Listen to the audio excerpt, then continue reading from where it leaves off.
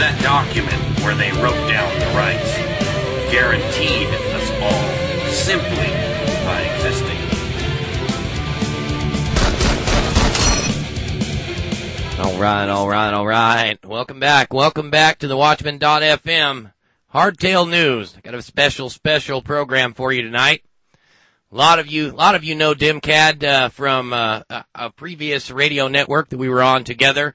Most of you know him from YouTube, and I like to call him, he's kind of got knowledge in just about every area of the freedom movement and a very unique perspective. And I consider it a privilege to have known him long enough to call him a friend. Welcome to the program, DEMCAD. It's always a pleasure. Oh, thank you for having me. You got great sound, man. You always have better sound than me. I don't know how you pull it off. So let's start like this, okay? You've covered. I remember when you first started, and it was the initial financial collapse and the things going on there in Michigan where you lived at the time. And I watched you move out of Michigan and then come back again. Explain to folks what it was that first got you into doing YouTube and doing the prepping videos. Well, I started off by doing videos on the 2008 election. I was in Ketchikan, Alaska. I went to Alaska because I wanted to join the AmeriCorps, and I was basically helping kids with scholarships and apprenticeships. And I was working at a high school, and I was able to also volunteer in other programs as well. But I started to do the videos not from a partisan standpoint.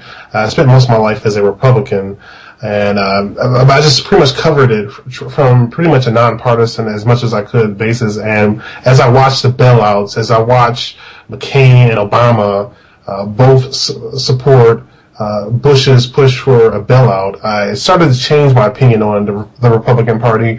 And I've been listening to a number of people for years, a number of people on the internet for years, and it just all started to hit me. The bailout is what really started to change my perspective. So then I started to listen to people such as Gerald Slente, who basically pointed out the obvious. I found out that he saw what was coming. He saw the economic crisis coming, and because he saw that, I started to pay a lot more attention to him, and I started listening to Peter Schiff, and as I listened to them, I saw, things are obviously not going in the right direction. How can I better prepare? So I started to get on YouTube, and I changed the videos I was pretty much interested in, just started to talk about prepping, and it sort of evolved from there. Yeah, and I'll tell you, the reason I enjoy your videos, you're one of the channels I watch regularly, and you reach a wide spectrum of audience, much wider than a lot of folks that are in the prepper movement. And as a former Republican myself, I guess folks could have called me a neocon 15 years ago, right? I supported all those guys. I didn't know any better. How are you received in the community when you come and you present some of these ideas, such as both parties are at fault and where we're headed, and what are the ideas you present to them to get them to pay attention and maybe look at pulling this country up out of the demise and steady downward spiral we're in?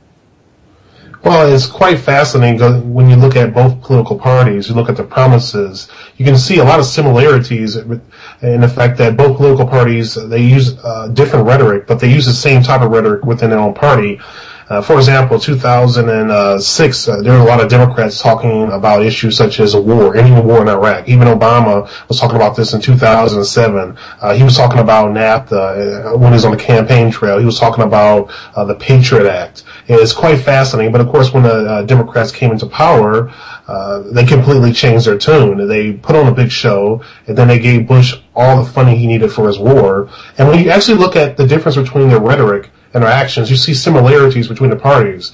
And it's easy to sort of use that to sort of bring people together because it's really obvious. For example, Obama. I think it's fascinating that so many people support him who were against Bush. But when you look at his words on the campaign trail, there's a clear contradiction.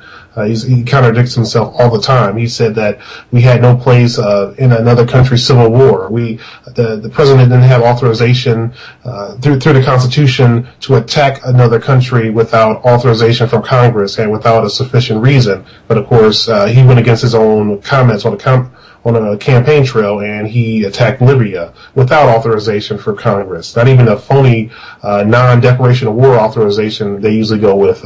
They've been going with for the last 2 or 3 decades. But it's pretty clear. I'll just go down the list, and it's really easy to sort of get people to see similarities that they're just open. Obama, he came into office, said he was going to shut down Guantanamo Bay. It's still open. He used rhetoric against the Patriot Act. Well, he obviously re-signed it. He talked about getting out of Iraq. We were still there. He continued the wars in Iraq and Afghanistan. He even expanded our involvement in Pakistan by sending unmanned airplanes into Pakistan to bomb targets. Of course, civilians were killed, but I guess if it's collateral damage, it doesn't really matter. And of course, he's going into Libya, and he actually protected the Bush torturers. He actually extended rendition, which is basically removing so-called enemy combatants out of the country and avoiding civilian courts. So when you actually look at the actual substance of who he is, he lies pathologically, just like Bush lied pathologically. You can sort of bring them together. Even the economic policies, they both turned to stimulus packages that failed. They both supported bailouts. It's taking money from the taxpayers and giving it to criminals on Wall Street. You see a lot of these patterns over and over again. So when you look at the Republican Party and the Democratic Party, instead of focusing on the differences, just look at the obvious similarities, and that seems to really bring a lot of people together. Yeah, I would agree with you. Although I get in some very vicious arguments simply because there are folks that they don't want to disagree with Obama, period, no matter what he does. One of the interesting things that's on the table right now, and it's this government shutdown. And I realized that the first set of cuts they were talking about was like a drop in the bucket, right? And they're arguing over this drop in the bucket. And this is true. But austerity is coming to America because it's too late. I mean, we warned people for 2 years, we can't do this, we're going to end up like Greece. And now they're talking about $4 trillion in cuts and austerity coming, or our debt will be 800% of GDP in 12 more years. And how do you explain to people that austerity is coming? And there's nothing you can do about it but prepare. How do you go about doing it? And is that one of the things that you do present to people? Well, I mean, it's already here. For example, in Camden, New Jersey, that's one of the most dangerous cities in the country. But they had to lay off half of their police department. They had to lay off half their police department, and you're actually seeing the federal government, cut back on food stamps. I was reading about that, actually cutting back on it per person who receives it, even though we have 44 million people on food stamp rolls, and that number is growing every single month. It's actually happening. It's just a different phase. The next phase will be where they'll have to cut certain entitlement programs, where they're going to cut Social Security paychecks. You got to understand the demographics of this country. This is a very old country. And by old, I mean we're going to have a lot of baby boomers hitting their 60s and 70s. It's not old, but when you have a lot of people hitting their 60s and 70s at the same time, it's a serious problem for you if you're pretty much broke. And they're going to be tapping into a lot of these services. They're going to expect Social Security they've been paying into all these years. They're going to expect a lot of different health care. They're going to expect a lot of this stuff. And pensions are also disappearing as well. So when you look at the situation, it's actually happening right now. You're seeing a lot of public employees lose their jobs. You're going to see more of that push towards it. I point out articles all the time. It's just a matter of people willing to open themselves up and actually read articles, or at least listen to what I'm saying. Some people you're not going to be able to get to. Some people, 2 + 2 is 5, and that's all they've been taught, and there's no way you can really change their mind until the tsunami hits them in the face. I mean, look at New Orleans, for example. They knew they knew those levees were not up to par. They knew that they should have did some research in the Netherlands. They knew they should have did some research in Europe and see how they could upgrade them. They knew there was some problems there. They knew about that, but they decided to spend their money on other things. And eventually, the Hurricane Katrina came down to New Orleans, and even though they ignored the problem, nobody responded until people were getting killed. And that seems to be a common example in America. You can use New Orleans as an example of how we behave. It's sad, but it's true. Yeah, I agree. I agree with you 100% on that. And the Netherlands, interestingly enough, they're holding back the ocean. Those guys have some incredible stuff set up to stop breakwaters and floods and whatnot. It's because they're sinking. They live in a giant marsh. They just had this recent showdown in Wisconsin, and that was one of the issues I didn't get to see your opinion on.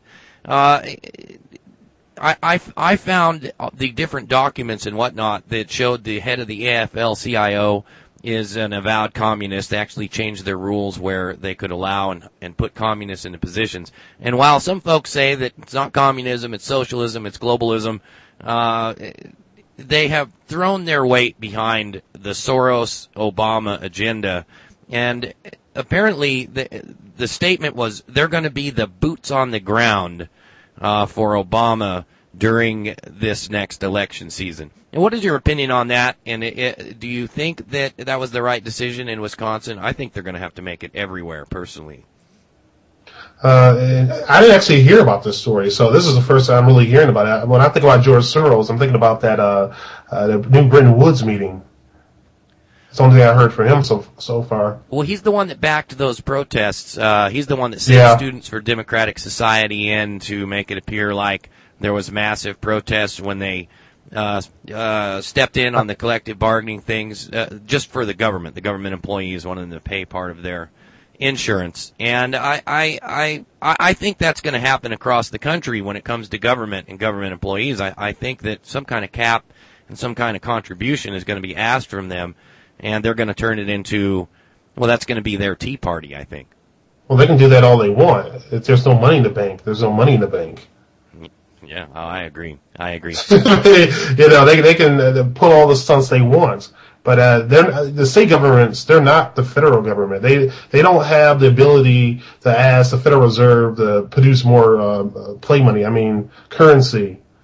They're not in that position, so they're going to have to get a bailout from the federal government or somewhere because they're not in that same position. If they don't have the money, things are going to get shut down. The unions can demand all they want, but if they don't have the money to pay them, then it really doesn't matter.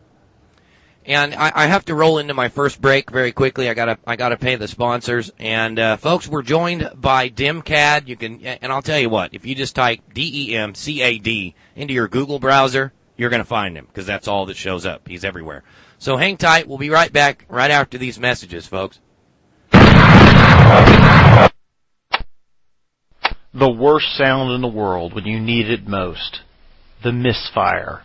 The gun malfunctioning. Firearms are the most important tool in your family's personal preparedness. Don't treat them with typical over-the-counter items. Get products which preserve and protect the functionality of your firearms. Try any of the Microlon gun treatments like Gun Juice, an excellent dry film lubricant. Glenn Voorhees Jr. from Gun Week magazine raved, I followed the directions and found that accuracy improved. Gun Juice accomplished all that the manufacturer said it would do. Try it on your firearms at home. Call Dan or Muriel at 877-921-8474 or click on the banner at the Watchman.fm homepage or at www.johngaltfla.com to view the catalog and order. If you do call Dan or Muriel, make sure you mention that you heard about them from the Watchman.fm.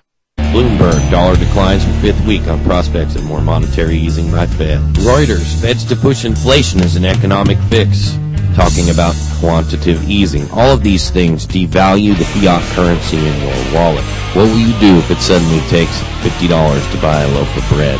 $15 to buy a gallon of milk? You have to understand that the only way that you can safeguard your wealth is through buying tangible items, or through precious metal. Bobby at JustMeasuresCS.com and 90% silver at cost. You mentioned the Watchman.fm up to silver $50. And Neil at Just Measures Coin Shop.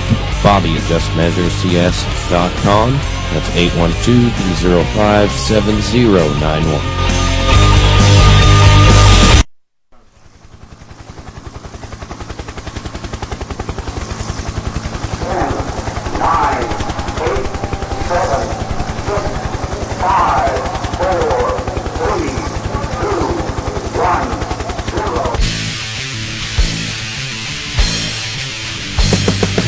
This is Ed Walker from Black Helicopter Radio. Join me every Saturday and Sunday at 3 p.m. Pacific Standard Time for discussion on the occult, secret societies, global government, and more.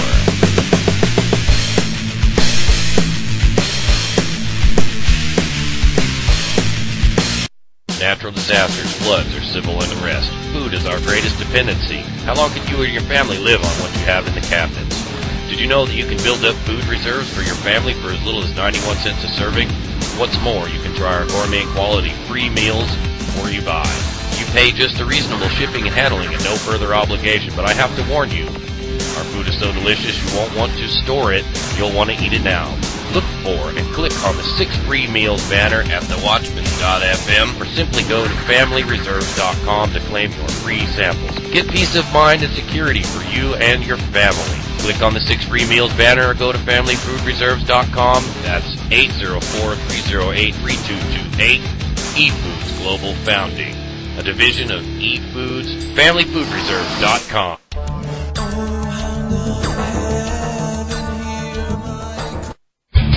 Well, I suppose I'm deranged, but I guess I'll just have to call. W.E.O. Dollars. W.E.O. Dollars. All right. Welcome back. All right, Johnny Watchman.fm. Hardtail News. I'm joined tonight by DEMCAD. You guys know him from YouTube. And you can search him out, DEMCAD. Just stick that in your Google browser and you'll find him. And, I got to tell you, everybody's asking you about firearms in the chat room. So we might as well ask a couple firearms questions very quickly. Before you started making videos and things of that nature, were you into firearms? And has it been a learning process for you? And it looks like you've purchased some new ones. So let's talk about that a little bit. I grew up in Flint, Michigan, a pretty liberal area, mostly black. Definitely some whites, but it's I think it's about 50% black, 40% whites or so. And it's an industrial town. It used to be the headquarters of Buick or GM. We used to have a lot of Buick cars come out of here. This town used to produce a lot of vehicles, and of course it's changed since the 80s and 70s and 80s. The 80s is when we saw a big decline, a lot of deindustrialization, a lot of jobs went out of the city, and when that happened, of course the economy went down and it became more of a depressed city. But I didn't have a lot of experience with firearms. I never shot a gun until I was around until 2008, actually. Was it? No, it's 2008 or no, 2009. Excuse me. That was pretty much my first year ever having a gun, and I bought a Mossberg 500. I was thinking about self-defense, and I did a lot of research on it. I've always looked for guns that are highly dependable and reliable. And my biggest fear is that some gun is going to jam or mess up on me. I value that even above accuracy. As long as the gun is just fairly accurate, I'm fine with it. After that, I bought my first handgun, which was a Glock 21. I'm sort of a big guy, so 45 seemed pretty natural for somebody my size, but it's a very expensive round. And I had to do a lot of research on which round would be good enough for me. I spent a lot of time doing it. It's been a learning process, but it's been pretty fun. As you learn about the different calibers, it's easier to help out your friends. And after that, I got a 30-06. I thought about hunting some deer, and now I'm going to get a Washington. And I know it is a sort of a controversial weapon, but if you know what to look for, you should be all right. So, I mean, that's what I've been up to so far. And to me, guns are a big part of prepping. It's not the only thing. You know, a lot of people, they get wrapped up in, you know, only buying gold and silver. They only want to get the guns. They're only into the food. It's a combination of things. You definitely want to start off with food and water because dehydration will kill you before a lot of things will. You want to make sure you have plenty of soap. You want to have cleanliness, so you can prevent diseases. You want to have the medicines you need. You definitely want to have some vitamins. Fish oil is something that I love. And beyond that, there's no point in having the food and water if you can't defend it. So that's when guns come in. That's when learning how to actually use your guns coming in. It's pretty expensive shooting, the type of calibers that I'm using, but I think it's going to be worth it in the long run. And, of course, ammunition. So these are big parts of prepping, and it's completely changed my life. It's a completely different way of viewing things. Now, even even as I walk down the street differently. I'm always more aware of what's going on around me. And a lot of times you can deal with self-defense issues by just being aware of what's happening before it actually happens. So it's changed my life. Amen. Amen. I'm getting a caller. You want to take a caller real quick? Oh, yeah. All right. Sounds good. Let's take a caller here real quickly just because they happen to pop up right at the right time. All right, caller, you're live. You're on the air with DEMCAD and Doc on Hardtail News. Go ahead and state your name and your question. Oh, caller left. All right. Okay, caller. Well, if you didn't have a mic, go ahead and call back in when you get it hooked up. Yeah, apparently they got stage fright. So, at any rate, yeah, I've been there. The CEO of Walmart, and you know, you and I, we've covered quite a bit inflation. And I know you've been on Charlie's show, and he's been over here too, where inflation is inflation, and of course the devaluation of our currency is really the tools that are being used against us, and they're calling them good. And one of the things that people haven't really latched onto is the CEO of Walmart has come out and said, "Hey, there's going to be crushing inflation." And where does that fit in? People don't seem to understand what that means. Well, next time you're at the supermarket, grocery store, you'll notice that a lot of price tags are blacked out. It doesn't mean that the prices are getting lower, okay? There's a new little price tag on there, and then there's an old one that's blacked out. What's happening is that right now I think we're seeing stagflation, which is basically a stagnant economy, or a slow-growing economy, or economy that's not growing at all, and you have inflation. Basically, the likelihood of finding a job doesn't really increase, but the cost of everything increases. Now, a lot of people argue that inflation can be a good thing because it means the economy is growing. The economy isn't keeping up with inflation. Ammunition, Winchester, Federal, some major brands came out and said that there's going to be increases, 5 to 15% increases in ammunition. Mostly 10 and 15% ammunition starting May 1st. This is significant because the prices of things are going up, but we're not actually seeing a big boom in jobs. Stagflation is almost like the worst of both worlds. And this is very real. Corn prices going up. Gas hit, $1.10 today. Silver hit an all-time record recently of $1,450. Silver was floating around $39. It hit $39. This is basically the dollar getting weaker. And this is going to completely transform how we go about things. This is what happens when inflation hits. First, your packaging. All packages for your products, if you're a business, the plastic, all that stuff goes up. The machines that actually produce the packaging for all your products goes up. Your ability to actually produce a lot of these products, even if it's food, even if you use machines for your cornfields or whatever, the cost to actually produce that machine, because it usually requires oil, goes up, and you need the oil to run the machines. Then you have your product, and you try to ship it across the country. And the way our system is designed is a just-in-time system. We don't have a system where we have big factories that is contained with food. Instead, we have pretty much everything on trucks, and it gets to your town just in time, and and stuff just lasts for maybe 2 or 3 days to feed everybody within your area. It's a just-in-time system. So if anything interrupts in that, then you're pretty much in big trouble. Once you already have your product and inflation hits, it costs more money to transport everything. So the price of food, the price of all the goods that you really need go up. What that does is it increases the prices. It makes it harder for people to keep people employed, and you have this big domino effect. You start to see unemployment skyrocket. You see people getting in situations where, okay, I'm getting paid $8 or $9, but I have to drive 25 miles to another city to do this job. I know people like that. There's situations where it's like $8, $9, or $10 an hour. You have to drive 25 miles to another city, and once you get there, you're only working 5 hours.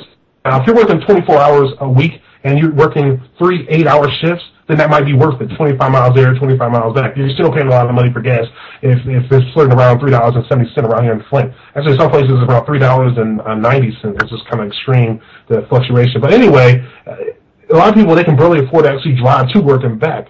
People are going to lose their incentive to even go to the job because the job isn't producing enough for them to actually survive off of. So that's what you're seeing. It's going to have a huge impact on the actual economy. So, I agree. And if you don't store your food, then you're in a situation where you're going to be really exposed to this, because every time the prices go up dramatically, you're automatically paying more. Where if you store it over a period of time, you're not feeling the effect so immediately. I agree, and I did 2 shows last Monday and Tuesday night, because they actually released the steering documents for this upcoming Rio Plus 20 multi-government meeting where they're supposed to set up a World Environment Organization. In other words, all the resources of the environment and its protection are all. The nation's leaders have actually pre-agreed to coming away with an agreement that creates this, and it basically turns UNSAID or UNCED into this environmental organization that will control the cost, the delivery, the price of food globally, and actually change the monetary systems into a food / damage to the earth insurance credit value system. And it looks like they've been using the SDR as a test run for this unit of currency to have basically no reserve currency or equal equity for all countries, and to have what they call fairness of resources distributed around the globe. And we've seen Soros and the other globalists come out, and even the IMF and World Bank come out and endorse this process. And basically it will cause up to 300 to 1,000% increase in the price of, everything from energy to food. It's going to create a 1920s world where only the people that had very, very large amounts of money flew or drove, rode in the steamships across the ocean and things of that nature. And we're headed for that, correct? They have to start. They want our population to be around 1920, but 1920 levels. But that's a whole other thing right there. I have big questions about this SDR. They're using fiat currencies. So what is the incentive for people to really get involved with this? And if one country is just printing money like crazy and other countries are being responsible, it doesn't seem like something that's really viable, but they've had plenty of ridiculous ideas that they haven't given up on. The whole carbon tax craziness. Have you thought of it as a system test? What I've looked at it like, because I agree with you, all these fiat currencies are tossed in this basket. And then, of course, credit is created that way. But once the world banks, and I mean world banks by central banks of all of the nations that involve themselves with the IMF, World Bank, Federal Reserve system, I think, because they keep talking about this new system, a new system. They've got to have a new system. The old system doesn't work. Capitalism doesn't work. We've got to have a new system that has equity and fairness and things along those lines. Do you think of it like a possible system test? Because, they don't implement anything. They have it tested and run and work the bugs out of first, right? And do you think of it possibly as a system test for something new after they collapse all these economies? Well, possibly, because there's a lot of people in the elite who are pushing for a collapse. I think this whole economic situation has been orchestrated, and I think they do tests all the time to see how when people are going to push back and when people are not going to push back. Well, for example, the airport security. The TSA, some of the things they try with them. I think a lot of that had to do with seeing how far they can really push. You know, can they have people put their hands down your pants? How far can they actually go until people actually push back? I think they're always implementing systems of tests. Yeah, I'm going to go ahead and add the caller. He's been trying to call in 217, so I'm going to add him to the queue real quick and call him into the call. I know he's called in 3 times, and we were in the middle of a conversation, so I'm getting the ringing on the air. I wonder why. Interesting. Maybe I might have to cut him. That usually doesn't happen. Yeah, okay. So they called 4 times, but they didn't answer. So here we go. Caller, you're live with DEMCAD and Doc on Hardtail News. Hi, I wanted to ask about currency now that you're on the subject. I specifically am interested in the label of barbaric metal attached to precious metals. I see that precious metals and base metals are both just currency in trade, and in fact, because both are honest forms of exchange, we have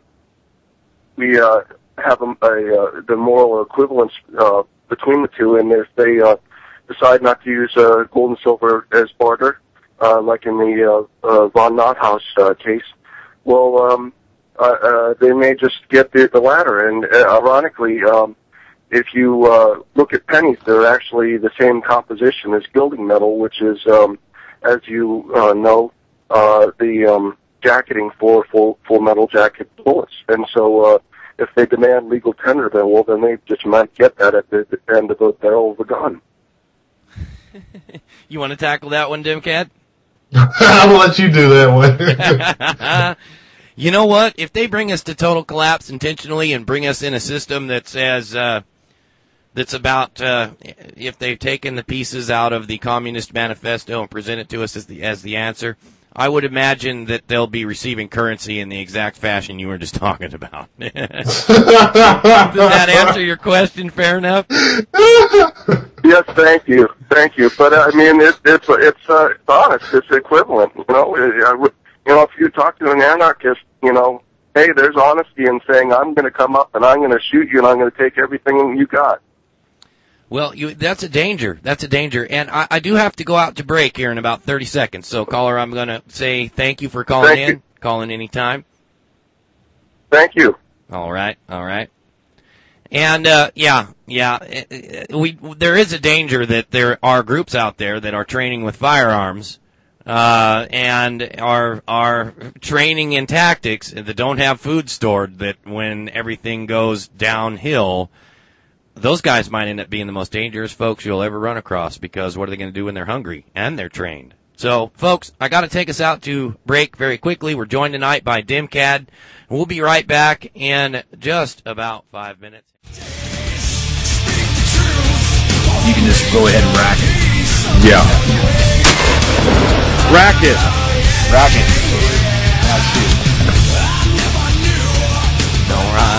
All right. Welcome back to the Watchman.fm. On this Thursday night, Hardtail News, DEMCAD is my special guest. And, we were in the middle of the break. The caller from 217, who's been trying to call since the very first 15 minutes of the show, finally got added to the queue. So we're going to start off with caller. You are live with DEMCAD and Doc on Hardtail News. Go ahead, state your name and your question. Hey, Doc. Hey, DEMCAD. How you doing? DEMCAD, I just want to say thanks so much for everything you're doing out there. I picked up on your YouTube channel about 9 months ago, and that was about the time I was kind of coming awake, and I kind of found you by researching silver, and back in May I bought quite a bit of hard silver, and I'm all into the arms and the food and all that stuff, but I was really concerned about barter exchange, and after I read The Patriot, I kind of got my eyes opened up to the spectrum of preparation that really needs to be thought about. So anyway, I guess my question is, what did you see on that stock market, that 1,000-mile or the 1,000-point drop in, like, what was it, 10 minutes? Was that a that was preparation? amazing. That was amazing. Sorry, what was the question? Was that a preparation or was that a fat finger error?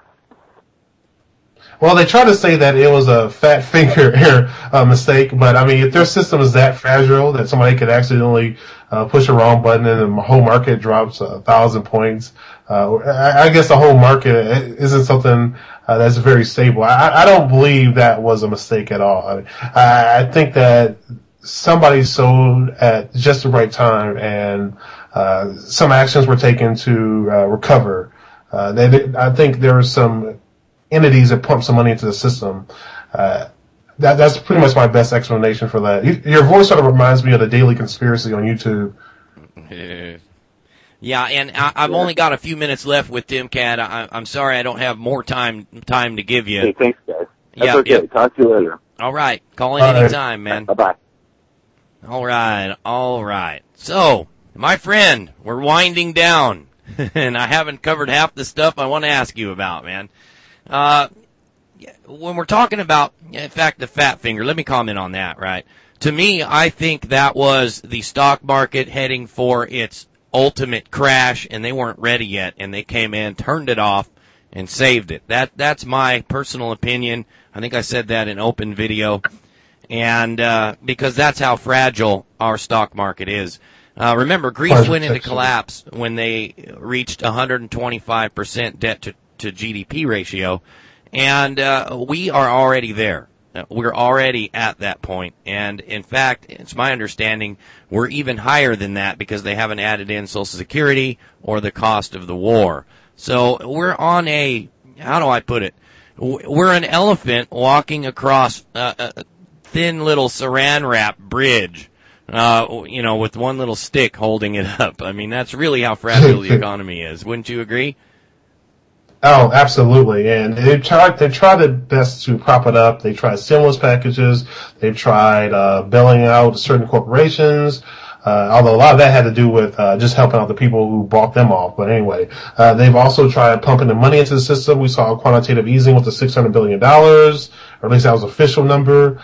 And that clearly didn't work. We're in a situation like I said, it's sort of like stagflation. The economy isn't really growing, but the cost of everything is going up. So now they have a situation where the value of the dollar is going down, and people are demanding more dollars for the same goods. That's just going to take us to the inevitable crash. And I do think that some people did interfere with the market on that day, and some people call it the plunge protection team. I don't know, but the fat finger excuse is kind of ridiculous. Yeah, and let's move forward into where we're gonna be, because there's been several articles that have come out in the mainstream media. In fact, $200, $300 a barrel oil was in Reuters, and the main articles, another one in Bloomberg, specifically about the Federal Reserve and the policy that they're following. They've said clearly that it's cannot last. It's impossible. That they know it's going to fail, and that everyone else knows it's going to fail. So, if it's going to fail, why aren't they deciding to stop? Tell the American people, our system is going to fail. We've got to reset. Let's stop. We're going to have to cut this crazy spending that we're doing and reevaluate. And it's going to take 10, 15 years to fix our economy. Why don't you think they're doing that? Is it to bring us to our knees, to completely eliminate freedom in America? I think what's happening in this country and across the world with the derivatives and allowing that type of activity and the fraud in the system and the bailouts, I think it's all designed to collapse nation states. I think the idea is to sort of move the world population towards a system where an international body controls currency that just about everyone uses, where an international body has more control than an individual country. And in order for them to sort of create a world order like that, they have to destroy the strongest countries and destroy the sovereignty. And what they want to do is destroy the economies across the world so that people are desperate and people seek a new solution, and they turn to this new international body. And it's sort of like the arsonist firefighter analogy I talk about when I talk about governments. The arsonist firefighter is a guy who sets your house on fire. You panic, and he comes to the rescue, and you grant him the ability to control your water system so he can put your fire out. Well, he does it in the least efficient way imaginable, but he does it, and you're like, oh, thank goodness you were here to save me. But all the time, he's the one who set your house on fire in the first place, and now he has control over your water system. Well, he creates a problem. There's a reaction. He presents his own solution, and it's all designed for his own benefit. It's sort of like 9/11 in that sense. There was an incident, there's a response, and that attack was used to justify wars in Iraq and Afghanistan. So that's what they pretty much do. They create problems, and then they present their own solutions for them. And I think that's what the trend is overall. And you're seeing it across the world with with governments taking money away from the people and giving it to the banks. You're seeing it in Ireland. You're seeing it in the UK. You're seeing it all across the world. It's sort of a fascist push. And I think the three biggest problems with this country are really the three C's. You have corporatism, in which the state and corporations are coming together, working for the best interests of pretty much the corporations. You have corruption, which isn't necessarily illegal, but you have corruption in the sense that you have Wall Street buying off Washington, and you have criminality, where Wall Street is violating the law, but the corruption plays a role because Washington lets them get away with it. Those are the three C's. You have the corruption, you have the corporatism, and you have the criminality, and that's pretty much what you're seeing all across the board. But that's being used to transform the world, and that's how I view it. Man, that's an excellent analogy. That is, I think you've got it. And what becomes the solution there? I mean, we've got let's face it, we have a movement that's really about 50 different movements, but they all seem to have about 80% that they agree on. But they spend all their time fighting about the 20% they don't agree on, while the government marches forward. Do you think we're going to make a difference, or do you think that it's going to come down to a complete crash, and then those folks that really are ready putting back together the republic? I think that we basically have a corporatist empire, and the empire is falling apart. You see that with the spending, you see that with Iraq, you see that with Afghanistan. I think we have a corporatist empire. It's not really a republic if the government can ignore the Constitution at will and only use the Constitution when it benefits itself. I don't think you can really call it a republic at that point. I think we have an unsustainable system, unsustainable economic system, unsustainable political system that's going to fall apart, but then that's going to give us opportunity to create something different. And the smartest thing to do is to position yourself within your community to have the greatest impact on what that new system is going to be. Excellent. Excellent. I agree with you fully. I think that being ready, having a level head, because you're prepared, acting like you're prepared when crises come about. I think we do ourselves a great disservice when we seem to be the most panicked people there is when we're supposed to be the prepper community. And sometimes it does appear to be that way with us. One last question on putting back the nation, putting the nation back together. Now, the folks that we sent to office, the Tea Parties and everybody got together. They sent a group of folks to office, and I was pretty skeptical at the beginning. But they have shut down a key piece of Obamacare. Looks like they're going to defund it completely. Do you think this new crop that went in listened to us? And if we could get a couple more elections where we sent people to office that would listen to us? Do you think they'd take on the bigger issues? Well, what they did was they pretty much got rid of some of the paperwork for the small businesses, and they made another change as well. But the Obamacare, as it is, for the most part, is still intact. There's pushes for defunding it, but we'll see how far that really goes. Some of them, I'm pretty sure they did listen to us, but some of them probably just used the Tea Party movement to get elected. The people who did listen to us, they're going to be facing an uphill battle. I mean, take the Senate, for example. How do you get elected in the Senate without accepting money from big corporations? How do you stay in the Senate without getting money from big corporations? A lot of them may benefit from the health care bill. A lot of them may benefit if they have a waiver. A lot of them may, it costs a lot of money to even get into the Senate. So if you don't have that funding to begin with, it's going to be pretty hard to win any nomination. But if we can't get people in there, you would need at least 60 senators to really get anything done, really. A simple majority isn't enough. So are they going to be able to get a lot done in the Senate? I doubt it. It's going to take a lot of elections. Because every Senate, every 2 years or so, you have maybe 20 or 30 or so senators running. It's going to take a while to really replace all those guys. They have 6-year terms. So I don't think the political solution is really going to come from the federal government. If there's going to be any meaningful changes, it's probably going to have to come from the state level. But I could be wrong. I hope I am wrong.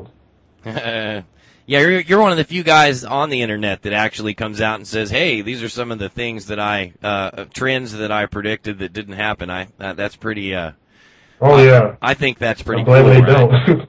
They Right? It definitely means you're paying attention, though, right?